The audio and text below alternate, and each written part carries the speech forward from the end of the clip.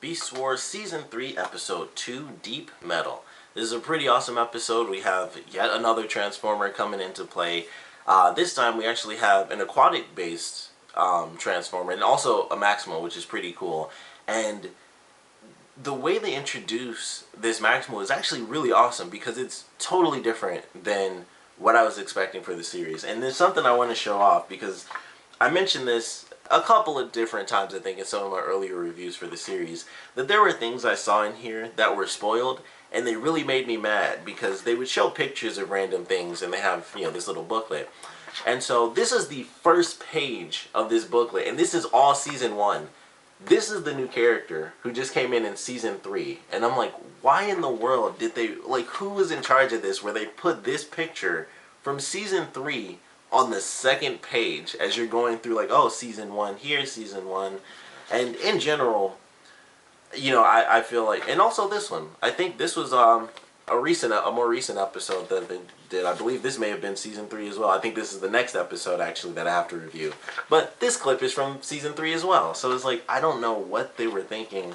And you know, they have all these episodes to go through, and it's the most random stuff. And like they have this in here too, which I can't show because it hasn't shown up, at least as far as the episodes that I'm reviewing. I've seen the episode, but I saw this pretty early on going through Season 2, and it's like, great, that doesn't show up until Season 3. But it's one of those little things where it's like, why would they show that picture? Like, it's just so out of place to show a new character, and they don't even show up in the first season, or even the second season. He showed up in the third freaking season, and this picture is on page 2. That just makes me really mad. It's such a nitpicky thing, but it's like, and of course, you know, obviously if you buy the whole series, the point is like, oh, you've seen it, so it's kind of not spoilers, so that's kind of why it makes me mad, because obviously I forgot everything because I saw it when I was a little kid. But that's just so out of place, it was weird to me. When I finally saw that specific image, I was like, that's on page 2 of the manual where you go through the episode guide, so that bothered me. But the actual episode, outside of nitpicking what's in the little booklet here, the episode is really cool. It starts off with Depth Charge, and he's not in a stasis pod. He's actually been a Maximal, is a Maximal, and he's also in the future. It starts off with him on a ship, and he's flying through space, and he's looking for Rampage, and it's like, Experiment X signal found. And it's like, excuse me, it's like, okay, and, you know, like, let's follow it. And the computer says something like, the elders, like, forbid, you know, tracing Experiment X or whatever. And he's like, you know, slag the elders. So when that first happened, I was like, okay, it's a rebellious character, but he's talking about the elders, and it's clearly, that's a clearly, you know, Maximal thing. So I was like, this definitely isn't a Predacon, but it's like a rebellious, you know, Maximal. So I thought that in itself was really cool, because we don't really have that. We have, you know, Dinobot, who is the rebellious Predacon, but we didn't have that for the Maximal side. So, you know, he's saying, like, you know, slag the elders and stuff, like he doesn't give a crap. So I'm like, that's interesting, you know, an interesting idea for a character.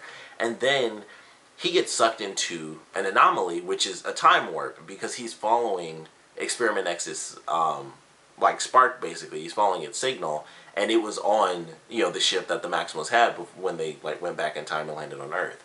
So he actually gets caught inside of this basically time warp, and it sends him back, you know, back in time, and it sends him down to Earth. And so he crash lands into the water, and Cheetor finds him, and they have this mission where Megatron sends Rampage and Inferno to the Maximal base, where they've now set up, you know, near the Ark. And so the whole plan is like, alright, Optimus, the Optimal Optimus is there, so he's our big target right now. Inferno, you go in, you know, cause some havoc and stuff, distract them, and then, you know, Rampage will be there, and he'll try to, you know, knock down Optimus when he comes out. So they have this whole plan going off. Inferno's like, alright, I'll head out, I'll distract them. Once Optimus comes out, you blast him, we're good. You know, just hit him a bunch of times, take Optimus down. And Inferno goes out, and, like, right after that happens, Rampage is like, he's got, like, some crazy spider sense going. He's like, someone's coming. And he's like, it was so funny. Like, he had, like, this crazy spider sense going. He's like, he was still in space. This was before he even got on Earth. It was like, as soon as Depth Charge went through time, for whatever reason, Rampage instantaneously knew who he was. Or he was like, he's like, someone's coming. He was like, it's someone that I know, someone familiar. And he took off. He was like, well, I'm going to check this out. So he left. And Inferno goes out, and it was a hilarious scene, actually. And Black Arachne and Silver Bolt are at, like, these two turrets. They're, like, the two defense turrets they have. So Inferno comes out, and he's not actually attacking them. The whole point was to just draw an Optimus. But he's just running out, and he's kind of just screaming and making noises. He's just like, ah! And he's, like, spinning his gun and flipping around and stuff. He's not actually shooting. So they're like, what the heck is he doing? And it's like, who knows? And then Optimus was already going out because Chudor was actually outside, and he saw the ship crash. So he calls it in, and Optimus is the first one to head out. So the plan pseudo worked, and Inferno's like, oh, like, there's Optimus. And Optimus kind of just took off totally at random because of the mission he was on. And they're like, okay, well, it's just Inferno, so let's just pull this lever. And Black Arachne basically pulls a switch, and a giant boulder crushes Inferno, and that was it. Like, he failed his mission, and he got crushed. And, we kind of get to the water, and Depth Charge actually goes into, like, an emergency transformation mode, I guess. They can't breathe underwater. That's something that I guess has kind of been introduced because Cheetor actually ends up dealing with Rampage, and he gets knocked into the water because he can't deal with Rampage, and Rampage knocks him out. And so he's like floating through the water, and at this time, Depth Charge's ship lets out a scanner, and he scans a Stingray, which is actually pretty cool. And he comes out, and he has a pretty cool design. He's actually like, I say like he's really close to sky blue, if it's not technically sky blue. But he's got a cool design, and like a muted pink color is in there as well. It's like an odd mix of colors, but they actually make it work really well. And so he saw Cheetor basically just going through the water, and he's like, alright, well, there's a cat bite in the water, and I doubt he's liking it. So he ends up saving him, and then he finds Rampage, and then we see that they know each other from like a really serious moment in their past. And that's when things kind of get really nuts, because Depth Charge comes in. Like, they had the episode when Rampage was introduced, and it's like, man, he was this horrible experiment that we tried that failed and stuff. And then in this episode, we get a character that not only knows that he was an experiment, but actually failed facing this experiment. Like, Depth Charge had a huge backstory with Rampage, and that's why he was searching for him. Like, he was supposed to be guarding this colony, and Rampage came in and killed everybody, and Depth Charge completely failed. Like, everyone in that colony was murdered by Rampage. And ever since then, Depth Charge, he changed. It was like he didn't care about teamwork or any of that crap. And he's kind of badass, but he's kind of a douche as well, because he's super nonchalant with everybody, and he doesn't really listen. He's like, like, he saved Cheetor. Like, he saved his life, and Cheetor's like, thanks. And basically, he was like, fuck you, and he went to deal with Rampage. He was like, he just thanked you. You saved his life, and then he was just being an a-hole for no reason after he got thanked. It wasn't like Cheetor was like, whatever. He was like, thanks for saving my life. And he was like, whatever, man. And he, like, just pushed him away and went to deal with Rampage. I'm like, that is the weirdest way to be a douche. But at the same time, it was kind of cool. So he deals with Rampage. They're having a battle and stuff. And then Optimus comes in, and he's just about to get him. Like, Depth Charge is actually about to get Rampage, and that's when Optimus comes in and he distracts him. And he's like, look, he's messed up. I saved his life, whatever. And, he's like, I got to deal with this. And so they take off. He's like, basically, get out of my way. You fight your battle. I'll fight mine. Because he didn't care about the Beast Wars. He just wanted Rampage. And so they take off, and he turns around, and he sees that Rampage took off. And he was super pissed, because he almost had him. Like, he was really messed up when he almost had him.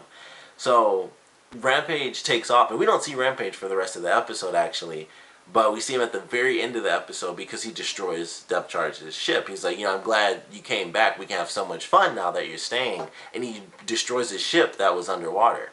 So he, after, like I said, after that moment, he disappears. And then we kind of get the backstory of Depth Charge and why he's kind of distant with the rest of the team. He's like, I don't care about this Beast War crap. I'm here to deal with Rampage. Like, I'm dealing with him. Like, they have a whole other side mission going on. Like, the Maximals are dealing with Megatron still in this episode. And he's like, look, I don't care what you guys are dealing with. I have my own problems to deal with. I have my own fight. You deal with yours. I'll deal with mine. And he leaves. And that's kind of how we start to get the backstory. Because Rhinox is like, why would he take off? And Optimus knowing like everything. Optimus is always the one who knows every single thing. It's either Rhinox or Optimus, but Optimus is always the one to tell the story. So he's like, there was a time where he never would have left because he was team based, but then we kind of get the backstory where, the whole colony was destroyed because of Rampage, and that's why Depth Charge has such a vendetta against him, because this is like his ultimate mistake, and this is what he needs, to make it work. And he knew Optimus because they actually had a bit of a conversation, because the only reason Optimus and the team even had the Experiment X stasis pod is because of Depth Charge. He actually searched the galaxy after he lost the colony. He spent, I think they say 2 megacycles, which I believe is 2 years. He spent 2 years searching for Rampage, and he finally found him, and he beat him, but he took him back to the Elders first, and they decided, oh, we'll just have him, ditch Experiment X on like a barren wasteland type of a planet, instead of what Depth Charge wanted, which was just destroy him, like kill him, and let this be done. And that's why he, in the beginning of the episode, he's like, slag the Elders. They screwed up once, and then he was mad at Optimus as well, because of course Rampage was free, and he's like, I knew you'd screw up, like you did it again. So it was kind of cool. It's a very, he's a Maximal, but he's very down the line. He'll help out if he sees you in trouble, but he'll be a douchebag right after, even if you thank him. It's just like, F off, I need to kill this guy. And that's his whole thing. And he's cool, and he has a pretty cool design, because he can fly. When he's outside the water, like when he's in the water, he has a normal stingray form, but when he's on land, instead of the wings being out, they actually float. They're kind of like this instead of like that. It actually reminds me of the ship from Star Wars. I don't know that exact name of the ship, but it's the one that has the wings that go up like that. It almost looks like a triangle. Every time when he first did that, I was like, that's totally Star Wars to me. So that's just a nerdy thing in my head. But I love the new character. I like how dark he is, although he is still one of the heroes. So it's really fun to watch that. And it goes even further than with Dinobot, where he would always say stuff, but he always stuck with the team, where it's like, like there are a couple of times if he was alone, he would do stuff, but if he was ever confronted, he'd be like, I think this is a stupid idea, but I'll back your play because I've decided to be a part of this team. But with Depth Charge, it was like, I don't have any of that crap going with me. I'm on your team. You knew that. You've known it for years. I'm here to do this one thing. You fight them, I'll fight him. That's it. So I like the fact that that's how they've done his character. Like I said, I think he has a cool design. He's fairly powerful. He's got like 2 guns, and they both look different, which I think is very cool, because everyone either has one gun or their guns look the same. But he actually has 2 different looking guns, and that's just a very interesting thing that they had, because it's something that you notice, because everyone has the same thing. Like I said, they either have one gun, and it's really only Rhinox who has 2, and he's got like the 2 basically like mini Gatling guns, that he holds. So it was interesting to see this character that has, 2 weapons, but they look very different from each other. So that was just a random bit of design that I was like, that's actually pretty cool. But I like the character. I like what they're doing with the build up for Depth Charge and Rampage having this little war, as they come across each other throughout this final season. So it was pretty cool. I really enjoyed this character. I'm excited to see where they go with it. I've watched the next couple of episodes. Some of them do involve Depth Charge dealing with Rampage. Some of them don't. Some just have Depth Charge in there. But I like his character. He's pretty cool. And I like the sort of nonchalant attitude that he has towards pretty much everybody. Even though he's one of the heroes, he's kind of the douchebag of the heroes, where it's like, look, like I said, he's here to do one thing, and that's pretty much all he does. So I kind of like that. Of course, if you guys have any comments about this episode or anything Transformers in general, please put your comments down in the comment section below. And of course, thanks for watching.